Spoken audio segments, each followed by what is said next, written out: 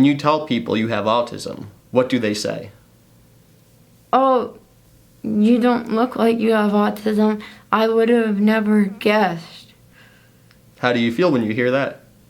It kind of makes me sad because I like to think of that I'm an advocate and my autism is a part of me, not all of me, but a part of me, just like my brown hair and other characteristics of me. Hey everyone, welcome to SBSK, the YouTube channel where you'll meet friends who live with many different conditions. While watching these videos, you'll notice one thing. Although humans are incredibly diverse, we all have so much in common. So without further hesitation, let's meet today's friend. What are these? Noise canceling headphones, but sometimes people assume that I can't hear when I'm wearing them, so they'll talk to my mom instead of me and ask her things like, what's her name?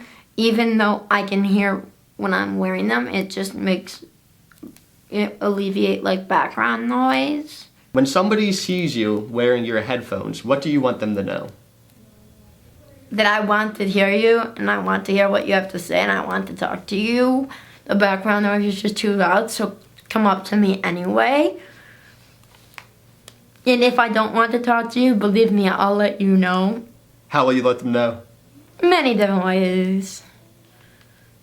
Should they be alarmed of any of them? No. Can you hear me? Yeah? How about now? I could hear you from the beginning. How about now? Mr. Chris, I can hear you. So you can hear everything when you wear those? Everything. Should people distort the volume of their voice when talking to you while you wear those? No. How often do people yell at you when you wear those? They don't yell at me so much as talk to whoever I'm with about me versus asking me. So they assume I can't hear them or don't want to hear them. But you're only wearing them to lessen all the noise. You still want that socialization. Yeah. Now I noticed, while we were talking, you're fidgeting. Can you hold that up? Yeah. We lost some spaghetti. Can I see that? I want to see the camera. So what happened here? Spaghetti ran away. There's going to be no spaghetti left if you keep this up. Oh, you should see some of them. This is a spaghetti fidget. The ultimate spaghetti fidget. Mondo spaghetti ball. What do you use that for? It's calming, and usually we find trails of spaghetti because I take it off and it sheds, and then this big spaghetti ball ends up being one small little spaghetti ball. What would you say is the most misunderstood thing about you? That I can do anything, just need some support. And that sometimes people will say, well, you can do such and such, so you don't need any support. But sometimes that's not true, and they're not seeing the whole story. What happens when those supports get taken away? Maybe regression. I get upset because it's like rocking my world. Like one time, someone told me something was too young for me, and that made me really mad at them. Why did that make you mad? It made me mad that they said that because interest shouldn't be like that, because people without disabilities aren't told what to watch on TV or what to like and what not to like.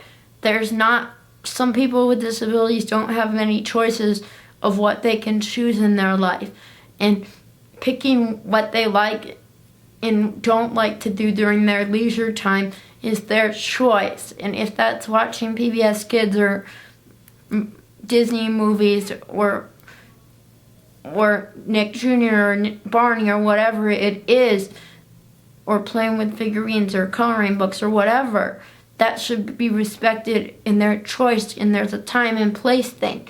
You don't do it at work, but if they want to do it at home, that's kind of like how everybody watches. Many people watch like The Bachelor and Bachelorette and American Idol, America's Got Talent, things like that. And you just got to remember that people with disabilities sometimes, especially developmental disabilities, may not be able to developmentally understand or find something so interesting. So they may go back to something that they find interesting, but something more advanced is more work for them. And during your leisure time, you don't always want to work. You want to do what's easy. What is the thing you enjoy watching? I like to watch Disney Channel, Disney Junior, and lately when I've been down with my eye surgery, I needed a change, which is funny because I don't like changes, but I've been watching Blaze and Paw Patrol. This is my iPad, and I use it as a communication device on Proloquote to go. My speech therapist, Miss Katie, helped me program it. Why do you communicate better through typing sometimes? Well, I'd have to be a scientist to have that exact answer. Either a scientist or a speech language pathologist. Could I ask you when you could use your iPad? Yeah.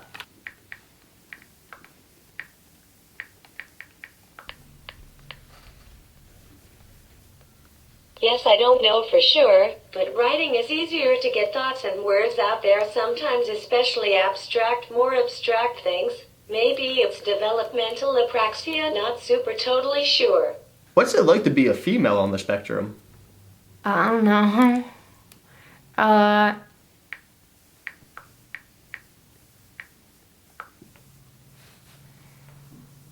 Just similar to being a boy, but being a girl on the spectrum, which means people think that girls don't have autism the same or as much. When somebody meets you for the first time and you use your device, what do you want them to understand? That I can do both, and just because I can speak in nonverbal, don't tell me to just say it, because if I could just say it, I would. And we may not have an explanation as to why right now, or we may never will, but this is what we know and this is what works, so just go with it, please. Is it okay if I ask you a question about your emotions? Yeah. What in this world makes you the maddest? Ignorance. Ignorance of what? People. And stupidity. What kind of ignorance makes you mad? People making assumptions, I guess. Assumptions about what? Me and others with disabilities. What do people assume about you? That we're not capable, or that we don't know, or that we're not listening, or that we can't understand. What would you like to say to those people who think you're not capable? To think again? This is my medic alert bracelet, and it lets somebody know, said that my name's Chloe and I have autism and difficulty communicating, and then it gives them this code thing. So if it was a police officer or a emergency personnel, they would know that where to look to find more information. Like if they needed to contact my parents or something. I'm the only me out there, Mr. Chris. What's it like to be a one of a kind? Well, everybody's one of a kind. You too. What makes me one of a kind? Because there's only one Mr. Chris out there that's just like you. I'm just a Joe Schmo. I'm like everyone else. No, you're not. Yes, I am. I don't know anybody else goes around interviews. Well, I can say that you're one of a kind. Well, so are you. It's a vest you can pump up.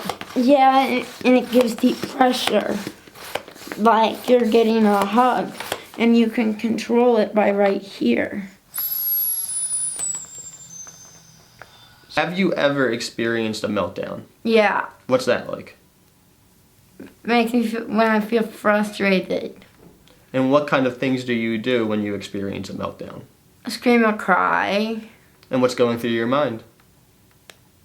I don't know. If much is because I'm upset. And I pump it up sometimes when I feel overwhelmed. What type of emotion do you feel once you pump it up? Less overwhelmed. What's something you want in your life that you don't have now? Maybe one day, a long time from now, I want to have my own apartment. Or my own house, maybe someday. What would be the first thing you did if you moved into your own place? Open the door.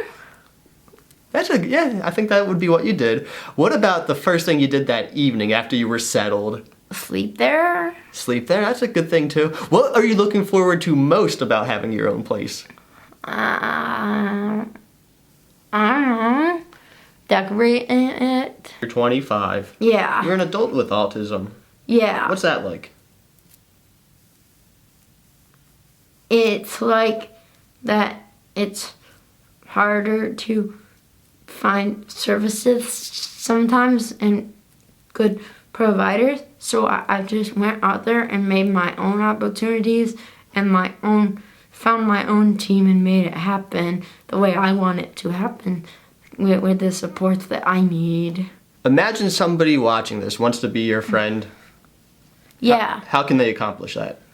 By being patient, coming up to me and saying hi and just being patient and being my friend maybe on Facebook and typing with me and texting with me, because sometimes I communicate better in writing, because sometimes people don't take the time or effort Time or effort to do what? to see that I can be a really good friend, and sometimes I don't take the time or effort to put myself out there and make new friends. So it's a two-way street. Before we end this, is there anything else you want to say to everyone? Presume confidence. What's that mean?